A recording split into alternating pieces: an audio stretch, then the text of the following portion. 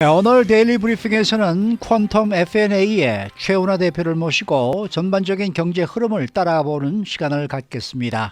지금 전화에는 최운하 대표 연결되어 있습니다. 안녕하십니까? 안녕하십니까? 네. 자, 제니 옐런 연방 재무장관이 이번 주말에 이탈리아에서 열리는 주요 20개국 G20 재무장관 회의에서 이제 15%를 상회하는 글로벌 최저법인 세율의 적용을 촉구할 전망이다. 이렇게 지금 보도가 나오고 있습니다. 자, 이렇게 되면은 이 글로벌 경제와 미국 경제에 과연 어떤 영향을 미칠 수 있을까요? 네, 세금은 이제 저희들이 항상 얘기하는 게 올리냐 내리냐는 국민 경제나 글로벌 경제 전체로 따지면은 중립적입니다. 네. 무슨 얘기냐면 세금이 늘어나면 기업의 이익이 줄지만 정부의 수입이 늘어나기 때문에 어느 쪽으로 돈이 가느냐의 문제일 뿐이지 이 돈이 어디로 사라지는 건 아닌다는 얘기죠. 네. 그래서 이제 중립적인데 그러면 왜 미국이 지금 이렇게 글로벌 최저 법인세율을 올려야 되겠다 또는 적용을 해야 되겠다라고 하냐면은 그동안에 미국의 많은 대기업들이 세율이 낮은 국가들로 본사를 옮겼죠. 옮기면서 이제 그런 것이 미국 경쟁력을 떨어뜨린다라고 하는 그러한 비판의 소리가 높았고 여기에 맞물려서 이제 미국의 민주당 정권이 들어오면서 다시 기업 세율을 올려야 되겠다.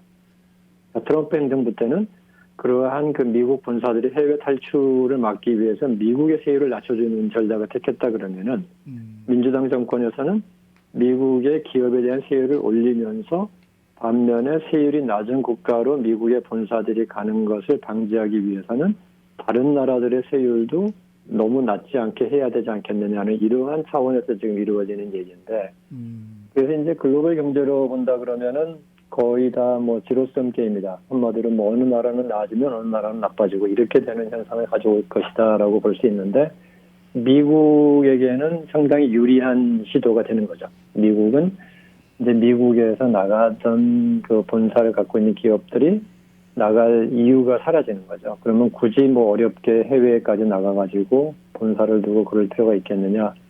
그러면 이제 미국으로 본사들이 돌아올 가능성이 많고 또 이렇게 되면 이제 미국에서의 세금 수입도 인상이 되는데 이런 글로벌 미니멈 최저 세율 때문에 이제 미국의 세율 올라가는 것도 의회에서 통과가 된다고 하면 미국 국가의 이제 세금 수입은 올라가는 거죠. 이 부분은 이제 논란이 될 수가 있어요. 정부가 돈을 많이 갖는 게 좋으냐, 기업이 돈을 많이 갖는 게 좋으냐. 그러니까 정부가 하는 일이 더 효과적이냐, 아니면 기업이 하는 게 효과적이냐 하는 건데 이 부분은 이제 정책론이기 때문에 여기서 다룰 만한 문제는 아니지만 쉽게 얘기하면 정부가 돈을 더 효과적으로 쓸 줄 아느냐, 아니면 기업이 잘 쓰느냐인데 현재까지의 미국의 추세는 기업이 더 잘 쓴다는 분위기였죠. 기업이 아무래도 더 합리적이고 또 효율성을 추구하는 건데 그런데 이제 지난 팬데믹 때 보셔서 아시겠지만 기업에게 맡길 수 없는 부분들이 있습니다. 그러니까 팬데믹 때 만약에 기업에 맡겨놨다 그러면은 아마 지금 저희는 이 방송도 못하고 있을 수 있어요. 네. 그러나 정부가 그 부분에 빨리 대처를 해서 했기 때문에 이 경제가 안정이 되고 사회가 안정이 되고 그러면서 이제 다시 회복을 하고 이런 것은 바로 정부만이 할 수 있는 역할이기 때문에 무조건 기업이 효율적이라고 해서 기업에게 돈을 다 맡긴다 하는 것도 진리는 아니라는 거죠. 근데 지금 미국이 안고 있는 문제는 이제 인프라 같은 경우 우리가 다리나 이런 고속도로 이런 부분들에 대한 보수라든지 이런 부분들에 대한 투자는 기업이 할 수가 없는 부분이기 때문에 네. 미국은 세금을 많이 늘려서 해야 된다. 그런 점에서 본다 그러면 바로 이 글로벌 최저 법인세율이 만약에 타결이 돼가지고 모든 국가들이 15% 또는 또 그 이상으로 인정이 된다 그러면 미국 입장에서는 더 좀 유리하다 이렇게 생각을 할 수 있습니다. 네. 네. 자, 최근에 아마존의 베이조스가 이제 은퇴를 하고 앤디 제시 CEO가 최고 경영자 자리에 공식 취임을 했습니다. 그래서 여기에 대한 기대감이 있었는지 아마존의 주가가 연일 오름세를 유지하고 있는데요.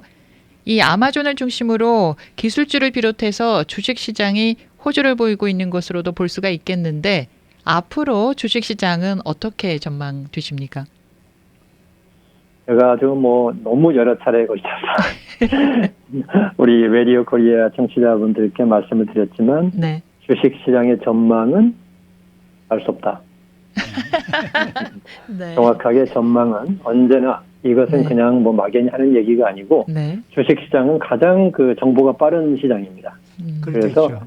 앞으로 주식이 잘 될 거라고 생각되는 이론들도 이미 주식 가격에 반영이 돼 있는 거고 네. 앞으로 주식시장이 잘못될 수 있다고 하는 데 대한 정보도 현재 가격에 반영이 돼 있는데 이 두 힘이 어느 선에서 균형을 찾습니다. 그 균형을 찾은 점이 지금의 가격이다라는 것이 이제 제가 가장 그 신뢰하는 주식 경제학 이론입니다. 그래서 그런 관점에서 보면은 예. 현재 주식 가격은 앞으로 잘 될 거라고 믿는 사람들과 앞으로 안 될 거라고 믿는 사람들이 딱 정확하게 50대 50으로 나눠져 있는 선이다. 이렇게 이제 해석을 하는 건데요. 예.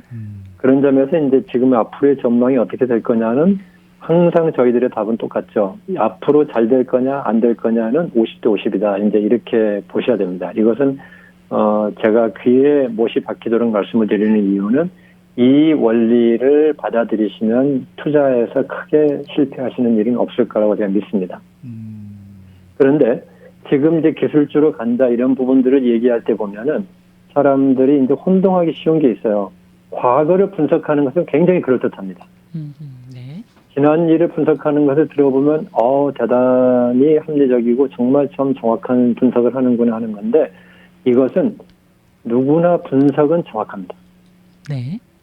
네, 왜냐하면 과거를 보고 설명하면 누구나 알 수 있는 거예요. 문제는 미래를 모른다는 것 때문에 나타나는 현상인데 그러면 이제 지금 분석만 해보면 왜 기술주가 잘 올라갔느냐 지난 몇 달 동안은 그럼 연초에는 반대였죠. 기술주는 이제 우리가 고성장주라 그러고 그에 반대되는 주식들이 뭐가 있냐면 이제 금융이라든지 에너지라든지 이런 분야들은 경기 순환주라고 그럽니다. 그 시클리컬 스탁이라고 그러는데 경기가 잘 되면 올라가고 경기가 나빠지면 떨어지는 주식들인데 이런 부분들이 작년 팬데믹 기간에는 별로 성장을 못했고 반면에 성장세가 높았던 기술주가 굉장히 올랐다가 금년 이제 초에 들어와서부터는 반대가 됐죠. 이 백신이 나오고 경제가 개방이 되니까 앞으로 경기가 굉장히 빨리 회복될 것이다.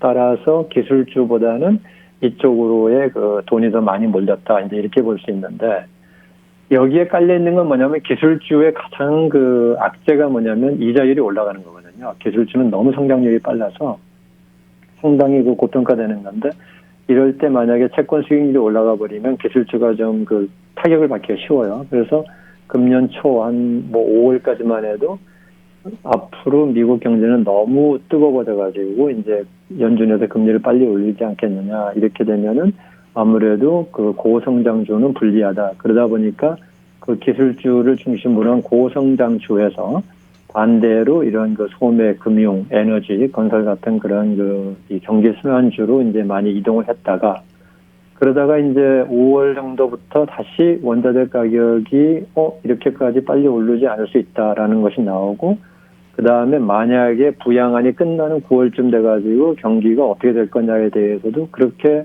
자신할 수 없는 분위기가 나오고 그런 것이 어디에 반영이 됐냐면 이제 채권 수익률에 반영이 됐어요. 그래서 채권 수익률들이 떨어지기 시작하니까 그렇다면 다시 이 기술주 중심의 고성장주로 옮겼다. 이제 이렇게 보는 것이 올해 그 6월까지의 평가라고 할 수 있어요. 그렇게 보면은 분석상으로는 다 맞는 얘기인데 이 분석이 됐다고 해서 이 분석을 미래의 전망을 적용할 수 있느냐는 것은 또 다른 얘기예요. 이것은 네. 저희들이 이제 좀 그 경제학 용어로 독립변수라고 그러는데 과거가 이랬다고 해서 미래가 이랬다는 것하고는 무관하다는 겁니다. 아, 그렇습니까? 우리 보통 흔히 과거를 보면 미래가 보인다 뭐 이런 얘기 많이 하잖아요.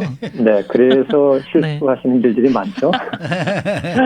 네, 부동산이 계속 오르니까 나도 사야 되겠다고 사셨다가 저희가 좀 그 속된 말로 그 막차를 타가지고 손해 보시는 일이 발생하는 건 과거를 너무 믿는 거죠. 근데 네.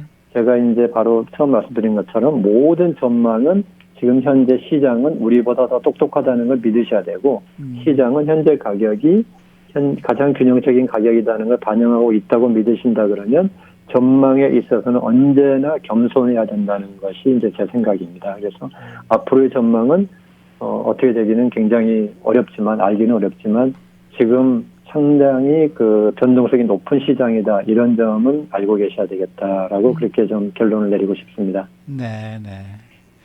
요즘에 이 10년 만기 국채 금리가 뚝뚝 떨어지고 있습니다. 이게 뭐 대규모 재정 부양과 경기 회복세로 이 금리가 지속적으로 오를 것이다라는 이제 시장에서의 예상이 있었는데 정반대로 움직이고 있습니다. 그래서 인플레이션 우려도 또 급격하게 내려가고 있고 또 제롬 파월 연준 의장이 말했던 것처럼 인플레이션이 일시적인 현상에 불과한 것이고 그렇다면 조기 긴축 가능성이 줄어든 것이 아니겠는가 이런 생각이 드는데요. 어떻게 보십니까?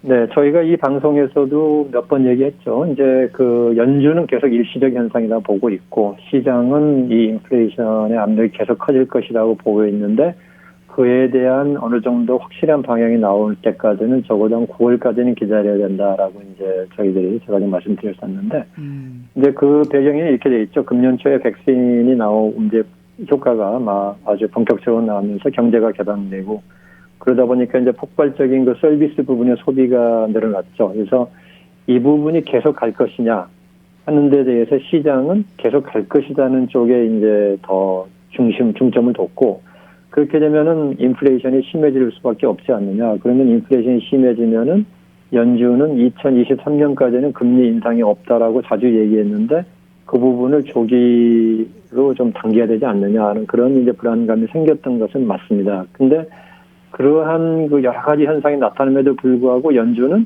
꾸준히 계속 그 일시적이라는 의견을 유지해 오고 있었고 여기에는 그냥 연준은 뭐 무식하게 얘기한 얘기가 아니에요. 연준이 볼 때는 이런 폭발적 수요라든지 백신이 나온 다음에 경제가 개방돼서 갑자기 풀리는 서비스에 대한 수요는 이것은 언제까지 계속 갈 수 없다라는 데 이론적인 근거를 갖고 있는 겁니다. 그래서 이제 그런 면에서 이런 폭발적 소비는 한 번 지나고 나면 이제 가라앉을 것이다 이렇게 보는 거고요.